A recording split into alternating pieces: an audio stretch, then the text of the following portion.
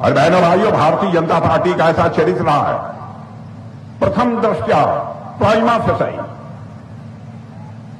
किसी के ऊपर भी आरोप एक बार चस्पा हो जाएगा और प्राइमा फेसाई यानी प्रथम दृष्टया ये आरोप सिद्ध हो जाता है तो हमारे यहां सख्त आदेश है कि उसे अपने पद से त्यागपत्र देना ही होगा। जैसे लगता था कि लोगों के शासनकाल में बिहार राज्य के विकास पर बिल्कुल ब्रेक लग गया।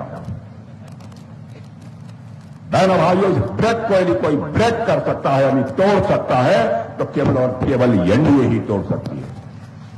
जब इन लोगों की कांग्रेस की आरजेडी की सरकार थी तो 10 साल में इन्होंने बिहार को केवल 2 लाख करोड़ रुपया दिया था और हमारी एनडीए की सरकार ने उतने ही साल में बिहार को 15 लाख करोड़ रुपए दिए हैं। बहनों भाइयों, यहां मौजूद मेरे सभी सम्मानित बहनों एवं भाइयों, शायद मैं चौथी बार इस विधानसभा क्षेत्र की सार्वजनिक सभा को संबोधित करने के लिए आप सबके सामने खड़ा हुआ। जब जब भी यहां पर आया हूं आप लोगों ने अद्भुत प्यार दिया है और बहनों भाइयों से मैं याद रखता हूं। और आज यदि यहां पर आया हूं तो डॉक्टर सियाराम सिंह के लिए आया हूं। डॉक्टर सियाराम सिंह को गौर से आज पहली बार मैंने उन्हें देखा है और बोलते हुए सुना है। मैं डॉक्टर सियाराम सिंह के बारे में मैं कह सकता हूं कि व्यक्तित्व में गांभीर्य है, बहुत ही सुलझे हुए व्यक्ति, व्यक्तित्व में गांभीर्य है, सुलझे हुए व्यक्ति हैं और जिस पेशे में है उस पेशे का भी बहुत ही ईमानदारी पूर्वक वो निर्वाह कर रहे होंगे, ऐसा मेरा विश्वास है।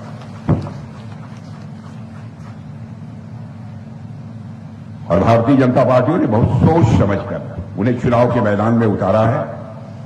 लंबे समय तक भारतीय जनता पार्टी के आम कार्यकर्ता बनकर उन्होंने पार्टी की सेवा की है और उसी डॉक्टर सियाराम सिंह के लिए मैं वोट मांगने के लिए बहनों भाइयों आप सबके बीच खड़ा हूं। और यह मगध की पावन भूमि है और साथ ही साथ यह मां गंगा के आंचल में रहने वाले बाढ़ विधानसभा क्षेत्र के आप सब लोग हैं। आप सब लोगों ने बहुत ही गर्मजोशी के साथ स्वागत किया है और आप जानते हैं स्वागत अभिनंदन कभी एक तरफा नहीं होना चाहिए, स्वागत अभिनंदन कभी एक तरफा नहीं होना चाहिए। इसलिए मैं भी एक बार शीश झुकाकर आप सभी बहनों भाइयों का हार्दिक अभिनंदन करता हूं, आप सभी का मैं स्वागत करता हूं।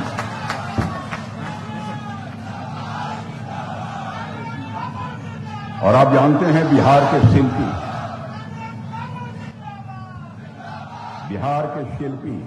बिहार केसरी श्री कृष्ण सिंह जिन्हें श्री बाबू कहकर सम्मान से पुकारते हैं, ऐसे महापुरुषों की एक कर्मभूमि है। और यहां पर औद्योगिक विकास की नींव रखने में मुझे बताया गया है कि उन्होंने बहुत ही अहम भूमिका का निर्वाह किया है। मेरा सौभाग्य है इसी धरती पर यहां आने। आज तो मैं आप सबसे यही अपील करने के लिए आया हूं कि अभी अभी कल तक आप लोगों ने बड़े धूमधाम के साथ पूरी श्रद्धा और आस्था के साथ छठ का महापर्व मनाया है। अब जहां तक बिहार का प्रश्न है तो बिहार चुनावी महापर्व की तैयारी कर रहा है। मेरे बहनों भाइयों, इस बिहार के इस बार के चुनाव में मुद्दे पूरी तरह से साफ है। मुद्दा बहुत साफ है, इसलिए मैं कह रहा हूं फैसला आपको करना है कि बिहार को विकसित राज्य बनाना है या उसे फिर से जंगल राज की तरफ वापस करना है। फैसला आपके हाथ में। बहनों भाइयों, आप कहेंगे कि 20 वर्षों से नीतीश कुमार यहां पर काम कर रहे हैं, लेकिन आपको इस सच्चाई को भी स्वीकार करना पड़ेगा। जंगल राज से बिहार को काफी हद तक, मैं दावा नहीं करना चाहता, पूरी तरह काफी हद तक जंगल राज से बाहर लाने में नीतीश कुमार जी ने कामयाबी हासिल की। और यह बात भी मैं दावे के साथ कह सकता हूं। लगातार इतने वर्षों से मुख्यमंत्री हैं, भले ही हमारा कोई विरोधी क्यों न हो, उंगली उठाकर नहीं कह सकता कि नीतीश कुमार के दामन के ऊपर, तो आज के पहले सुशील मोदी थे और भी हमारे नेता हैं, उनके दामन पर कोई भ्रष्टाचार की दाग नहीं है। और दूसरी तरफ राजद की क्या हाल है? परिवार के अधिकांश सदस्यों पर मुकदमे चल रहे हैं। क्यों चल रहे हैं? वो कभी अदालत को दोष देते हैं, कभी दूसरी राजनीतिक पार्टियों को दोष देते हैं। वो तो सत्ताधारी दल कांग्रेस के साथ भी जुगलबंदी कर चुके हैं जब वो सत्ता में थे। क्यों नहीं आपके केस समाप्त हुए? मैं लालू जी को भी कहना चाहूंगा और नौजवान तेजस्वी जी को भी मैं कहना चाहूंगा कि राजनीति जनता की आंखों में धूल झोंक कर नहीं की जानी चाहिए। राजनीति की जानी चाहिए तो जनता की आंखों में आंख डालकर राजनीति की जानी चाहिए। और बहनों भाइयों, भारतीय जनता पार्टी का ऐसा चरित्र रहा है, प्रथम दृष्टया प्राइमा फेसाई, किसी के ऊपर भी आरोप एक बार चस्पा हो जाएगा और प्राइमा फेसाई यानी प्रथम दृष्टया ये आरोप सिद्ध हो जाता है, तो हमारे यहां सख्त आदेश है कि उसे अपने पद से त्याग पत्र देना ही होगा। और आरजेडी, राष्ट्रीय जनता दल यह दावा कर रही है और कांग्रेस यह दावा कर रही है कि हम बिहार को हमको जिताइए, सरकार बनाइए और हम सभी को नौकरी दे देंगे, घर घर में नौकरी दे देंगे। मेरे बहनों भाइयों, बताइए संभव है? हमारे पास एक आंकड़ा था, शायद यहां पर है या नहीं मैं नहीं कह सकता हूं, लगभग 2,60,000 या 2,80,000, 2,60,00,000 या 2,70,00,000 के आसपास की ऐसे लोग घर हैं जिसमें लोग रहते हैं। और कह रहे हैं हर घर से मैं एक एक व्यक्ति को सरकारी नौकरी दे दूंगा। क्या होगा भगवान? यह संभव है? क्यों झूठ बोलते हो? मैं भी 15 वर्षों तक सत्ता में रहा हूं बहनों भाइयों, मैं भी उत्तर प्रदेश से बड़े राज्य का मुख्यमंत्री रह चुका, मैं जानता हूं। मैं लालू जी और तेजस्वी यादव इनसे दोनों से कहना चाहता हूं, राहुल गांधी से भी मैं कहना चाहता हूं, अरे राजनीति करनी है तो यह सच बोलकर राजनीति कीजिए। सच बोलकर भी राजनीति की जा सकती है। कब तक जनता की आंखों में आप धूल झोंकते? कब तक यह सिलसिला चलता रहेगा? और बहनों भाइयों, बिहार के साथ इन लोगों ने किया क्या है, मैं एक आंकड़ा आपके सामने रखना चाहता हूं। जब इन लोगों की कांग्रेस की आरजेडी की सरकार थी तो 10 साल में इन्होंने बिहार को केवल 2 लाख करोड़ रुपया दिया था और हमारी एनडीए की सरकार ने उतने ही साल में बिहार को 15 लाख करोड़ रुपए दिए हैं। बहनों भाइयों, यह बिहार के प्रति इनकी सोच है। जैसे लगता था कि इन लोगों के शासनकाल में बिहार राज्य के विकास पर बिल्कुल ब्रेक लग गया। बहनों भाइयों, इस ब्रेक को यदि कोई ब्रेक कर सकता है यानी तोड़ सकता है तो केवल और केवल एनडीए ही तोड़ सकती है। बहनों भाइयों, इन लोगों का चाहे हमारे लालू भाई हों, तेजस्वी यादव हों, कभी ध्यान ही नहीं दिया। चाहे कांग्रेस की सरकार हो, राहुल गांधी हो, पहली बार भारत रत्न के सम्मान से कर्पूरी बाबू को किसी ने सम्मानित किया है तो हमारी सरकार ने किया है। कि हमारी सरकार यहां आने के बाद, एनडीए की सरकार बनने के बाद सड़कों का जाल पूरे बिहार में बिछा है। क्या यह सच्चाई है कि नहीं?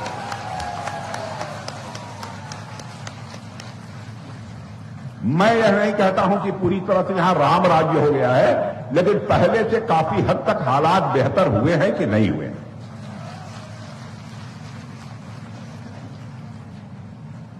हम इसीलिए आप सबसे वोट मांगे आए हैं। और देखिए, आज तक न भूतो न भविष्य में तो होगा।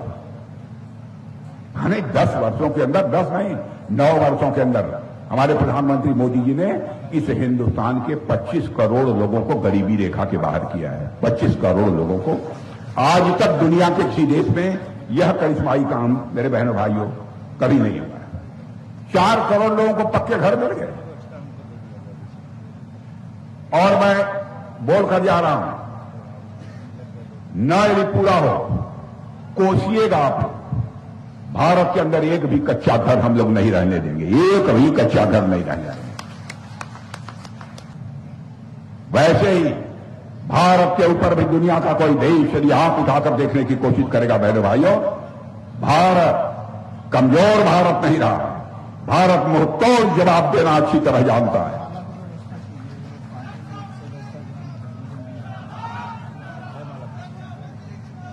और बहनों भाइयों, आपने देखा जरूरत पड़ी सर्जिकल स्ट्राइक किया, जरूरत पड़ी तो एयर स्ट्राइक किया। हम लोग समझे कि एक बार संदेश दे दो, और उसके बाद हमारे देश के नवविवाहित जोड़े पहलगाम में, कश्मीर में शादी होने के बाद घूमने टहलने के लिए गए थे। कुछ लोग वैसे ही घूमने टहलने के लिए गए थे, और पाकिस्तान के आतंकवादियों ने आकर घर में पूछ मार डाला, घर में पूछ कर। तुम दिखाओ तो किस धर्म के? क्या बहन भाइयों की कल्पना की जा सकती है? उसी दिन हम लोगों ने ठान लिया था, हमारे प्रधानमंत्री ने ठान लिया था, और चटपट दूसरे दिन मैंने सेना के army chief, air force chief, navy chief, chief of defence staff, NSA सबकी मीटिंग बुलाई। और मुझे खुशी है कि हमारे तीनों सेवाओं के, तीनों सर्विसेज के सेना के चीफ ने कहा, मैंने पूछा कि ऑपरेशन के लिए तैयार हैं? लोगों ने कहा सर पूरी तरह से तैयार हैं हम ऑपरेशन करने के लिए। प्रधानमंत्री जी ने कहा कि आप सबको खुली आजादी है, जैसे करना चाहते हो आप लोग करो, जहां तक जाना चाहते हो आप जाओ। और इतना ही नहीं, राहुल जी बेचारे क्या बताना, भगवान बन जाते। राहुल जी ने कहा कि मैं एटम बम, पहले कौन सा बम फोड़ने की बात कही थी?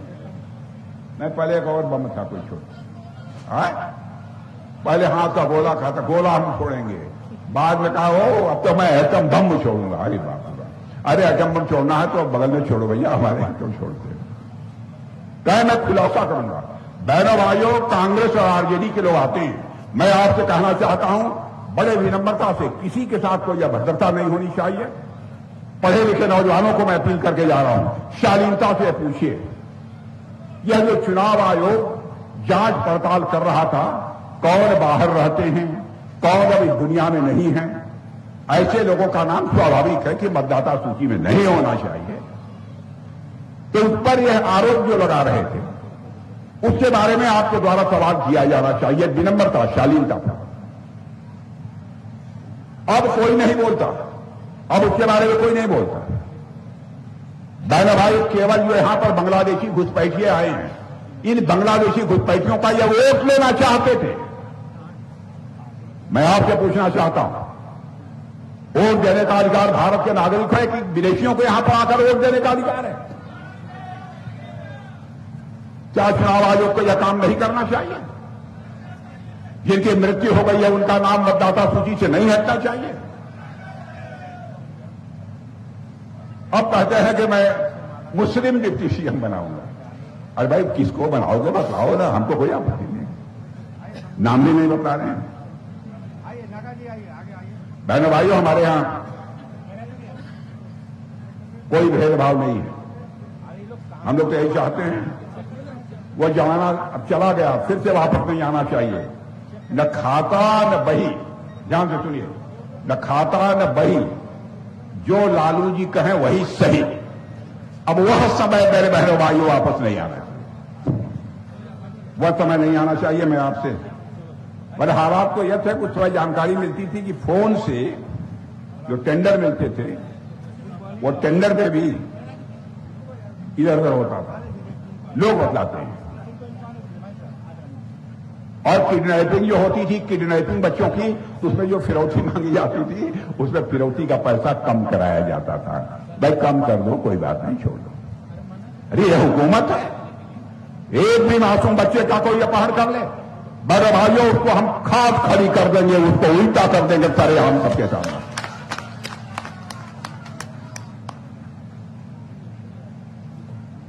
तमाशा बना दिया है लोगों ने। देश ऐसे नहीं चलेगा। गुंडा राज नहीं चाहिए मेरे बहनों भाइयों, विकास का राज्य चाहिए। यही बिहार की जनता चाहती है। और मैं आपसे निवेदन करना चाहता हूं, मत जाइए जात पात, इंसाफ और इंसानियत के आधार पर फैसला होना चाहिए। देश को बनाना हम लोगों की जिम्मेदारी है। हम राजनीति देश के लिए करते हैं, परिवार बनाने के लिए हम राजनीति नहीं करते हैं। और मैं आपसे निवेदन करूंगा कि आम लोगों तक जाइए, जागरूकता पैदा करिए।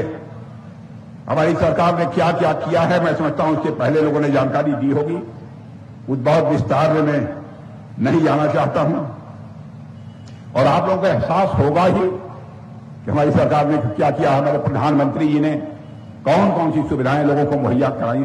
लेकिन इतनी बात मैं कह सकता हूं, मोदी जी ने जैसे लगता है बिहार के लिए केंद्र का खजाना खोल दिया हो मेरे बहनों भाई, इतना पैसा ऐसा आज तक कभी नहीं हुआ। सड़कें बन रही हैं, तरह तरह की यहां पर वंदे भारत ट्रेनें कितनी 40 या 42 कितनी चल रही हैं? 42 चल रही है, एग्जैक्ट फिगर हमारे पास नहीं है। एयरपोर्ट बन रहे हैं, IIT खुल रहे हैं, मेडिकल कॉलेज उनकी संख्या बढ़कर बहुत अधिक हो गई।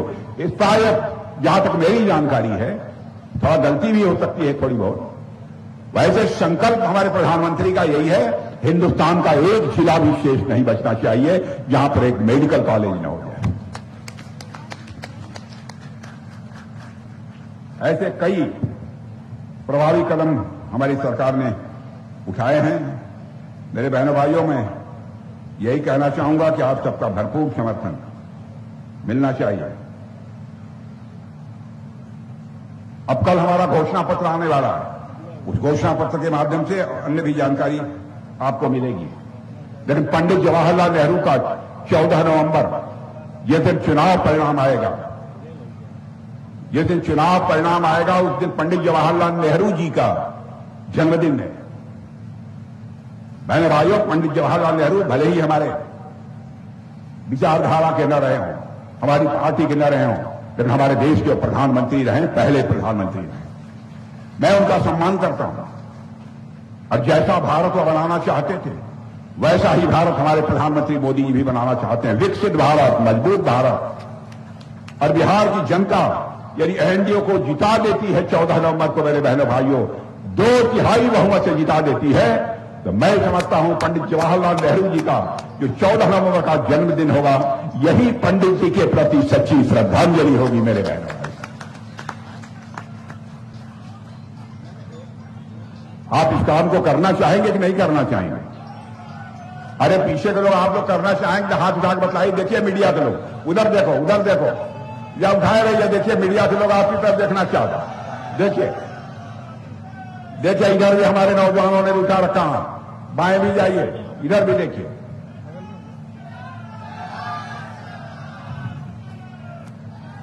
तो बहनों भाइयों, फिर मिलेंगे, मिलेंगे कि नहीं मिलेंगे? तो डॉक्टर सियाराम सिंह को जिता देंगे? नहीं नहीं नहीं। अब ये कह रहे हैं डॉक्टर सियाराम सिंह को माला पहना दीजिए। माला मैं नहीं पहनाऊंगा, माला पहनाने का हक आपको है। डॉक्टर सियाराम सिंह के बारे में मैं कह सकता हूं, जितना अब तक मैंने व्यक्तियों को पहचाना, बहनों भाइयों, चेहरे देखकर भी कुछ लोगों के बारे में हम लोग अनुमान लगाते हैं। इतनी बात मैं कह सकता हूं, हो सकता है कोई काम किसी का हो, किसी का ना हो, लेकिन कोई माई का लाल यह नहीं कह सकता कि डॉक्टर सियाराम सिंह ने कोई भ्रष्टाचार किया हो। यह ऐसा नहीं हो। और आप लोगों ने खूब सम्मान दिया। सब तो सब, केवल माला फूल ही नहीं पहनाया, आप लोगों ने चांदी का मुकुट भी मुझे पहना दिया।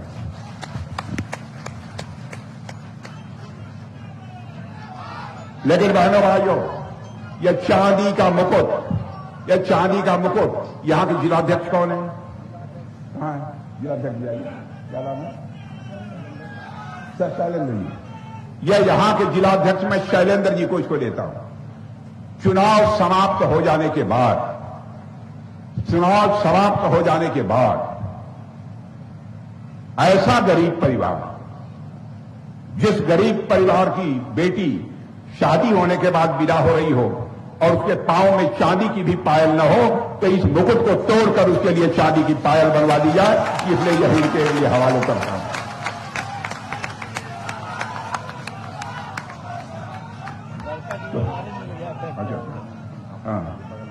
और भाइयों, एक हमारा 178 मोकामा विधानसभा है, बगल में ही आपके, जानते हैं ना, वहां से अनंत कुमार सिंह है हमारे जनता दल यू के प्रत्याशी। मेरे भाइयों, भाजपा जनता दल यू, हम इसमें कोई भेदभाव नहीं होना चाहिए। जहां जो प्रत्याशी है, चाहे जनता दल यू का हो, चाहे हम का हो, चाहे हमारे उपेंद्र कुशवाहा जी की पार्टी है, चाहे एलजेपी है, चिराग पासवान जी वाली पार्टी, ये सब जितनी है, उससे प्रत्याशी हैं तो उनको अपना समर्थन दीजिए। यही आप अपील करने के लिए आप सबके बीच आया हूं। तो मैं चलूं अब? चलिए, बोलिए बोलिए, भारत माता की जय, भारत माता की जय। कभी आइएगा दिल्ली तो फिर से मिलेंगे। मैं माननीय बहुत बहुत धन्यवाद।